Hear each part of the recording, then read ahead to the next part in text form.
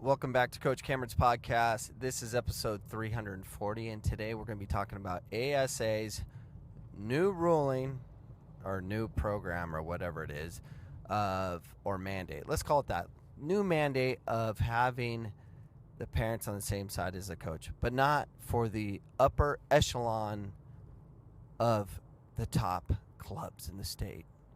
The screamers of the world that try to manipulate anything they can to get the calls, and we'll talk about that in a second. So they're mandating that all the open league teams and start having the parents on the same side as the coach, so the coach can control them. Good. That's what you should have left in place a long time ago. I remember when they took it away, and I was so mad when that happened because when I'm coaching, all I'm doing is trying to find a way. How do I let the kids play with freedom without the interruption of the parents and other people manipulating their thoughts and actions? I mean, that's what I would do. I would just scream and yell and stare down parents to keep them off. That's what I did. And then they took them away from me. Oh, they got to be on the opposite side. And they'll have the coaches and players on one side and the parents on the opposite side. I was so mad. I'm like, now I have to scream across the field to get to these parents? I mean, I went as far as I'm like, I would just sub kids off. I'm like, go sit with your mom. Go sit with your dad. Apparently, they're your soccer coach, so go talk to them. And when they give you all the game plan, come back, see me, and I might put you back on. I mean, you have to do stuff like that because ASA makes stupid decisions because they're manipulated by a bunch of club coaches that did not want to deal with the parents. So they're like, keep them away from us. We don't want to work hard. Seriously, if you're a proponent for that, keeping the parents away from the coach's side, you're crazy and should be kicked out of youth sports entirely.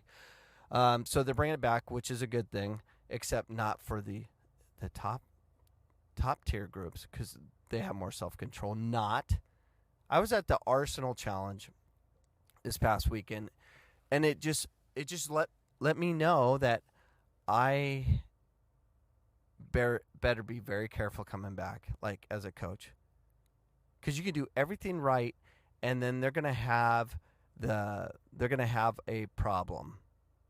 I'm gonna have a problem because you have to be with these people. They're just so manipulative. They talk too much.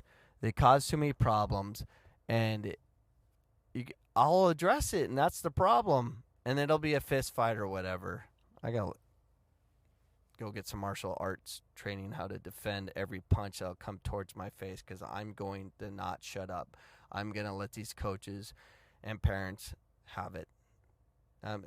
It's scary to me because I really don't have self-control when it comes to seeing stupidity, and I have to address it, especially when it affects kids in the game. So I got to be very careful. So I'm watching this game. It's my son's playing another club, and this club should be ashamed of themselves. It's a very expensive club, and it's a club in Scottsdale, and I'll leave it at that. So I'm watching this play, and the Scottsdale club gets their bench behind the AR. Advantage 1. So as that's going on, this coach is basically having a conversation, yelling, whatever you could do to manipulate this kid to get him every offsides call. He was calling offsides every time, and he's not even with the play, so he has no clue if it's offsides or not. He just wanted to manipulate it so he can gain an advantage, which he did. Congrats. Good job, coach. Then, after watching all of that, and I'm doing a podcast about him, and I'll release it too, which I think it releases the club as well, which should be. I mean, when you have a 48-year-old coach manipulating a 16-year-old kid, you need to be exposed. So that's going on. So he controls that. And the other coach on the other side, or right next to him because the parent's on the opposite side right now. They do nothing. I mean, if you like this podcast, you can tune into my podcast 5 days a week. Monday through Friday, I'm available to you to entertain you about the wonderful world I live in with coaching soccer, just coaching in general. You can tune in. How I do this, it's free. Not only is it free, I get paid. So what are you waiting for? Download the free Anchor app or go to anchor.fm today to get started. Which I'm proud of him because I would have killed the guy. I would have. I've been with words. I would have been screaming. Would you stop yelling at the kid? You coward. I'm like, oh, you need every call, huh? You're going to manipulate a little kid. I would have been in his face nonstop. This is how I am. I won't tolerate that. It's horrible. Then an injury happened on the field. Referee addresses the coaches to come on the field. They both go. The sane coach, helps his kid and, gets off. The psychopath coach goes on and tries to use it for his advantage to manipulate another kid and goes to center referee, started yelling at him. He was out there for 5 minutes. And when I say 5 minutes, that's a long flipping time. 5 minutes, he's out there, and he's manipulating that referee. You need to do this. You need to do that, blah, blah, blah. I don't even know what he was saying. His accent was so thick, I don't think anyone understood what he was saying. So the referee gives him a yellow card. Should give him a then card because he wouldn't shut up even after he got the yellow card, being a moron. And then, long story short, he then, after he's done dealing with the referee, he was dealing with the players, and then it was more of a coaching education program for him. So he's putting all the players in place. Showing, look at me, parents. Look, all the thousands of dollars you're paying me, look, I'm manipulating everything so your son can get the victory. So they get the victory. It's 1-0. They win. I don't think it had anything to do with all the manipulation, but it definitely didn't hurt things, but help, I should say. I was just beside myself. And then, parents come over like, oh, yeah, good job, blah, blah, blah. They're like, please play my son more kind of thing, like slip them at 50. I don't know what they're doing. And I'm like, and I'm talking to some parents, and I'm pretty vocal at this point. I'm like, this coach should have CPS called on him. And what's worse is these parents. And I have a couple of the parents from the opposing team there and support this jagoff. I'm like, the parents should lose their children to CPS as well because they're abusing kids. And the fact they support this idiot, they're so misguided, allow that kind of behavior. I just don't get when you have a coach that won't shut their mouths. So all coaches, and some of you are my friends, you're idiots. Don't tell the kids what to do every little play. Don't tell them. Let them play the game and stay out of their freaking way. It's so ridiculous. I'm like, it's not even funny anymore. I'm like, I stay away from youth soccer as much as I can because I want to avoid this and this anger. And then I finally show up to watch my son, and it's so devastating, so disgusting, and so appalling. It's gross. And I get it, and it's somewhere you're like, oh, you need to have more self-control. No, really? Do I?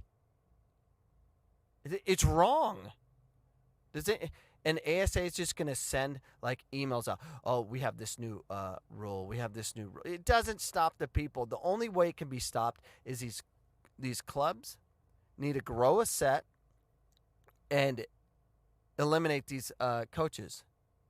It's led by the coaches and the clubs that support it. Why? Because money's coming in. I don't know what it is, but how people can allow this over and over and over again. It's so gross. What is going on? I mean, I just, it's so frustrating. So I'm out there with my camera and my headset. Or not my headset. I'm wearing a headset right now, but I'm out there with my my microphone and my, I don't even know what this thing's called, but it holds onto my cell phone, and you can tell I'm recording. And I'm recording, I'm doing podcasts. I have people next to me just listening, just kind of laughing. And I'm recording this. This is just so bad. I don't even know what to do other than I'm going to podcast you. I need to start unveiling names, because if you act like an idiot, you just got to unveil the names and the clubs, and it needs to be done, because there's just too many idiots out there that feel like they have to manipulate things over kids. It's crazy. And I get all officials are horrible. I get it. But they're horrible because we develop them in the youth system with get manipulated. And I don't know how these referees survive this.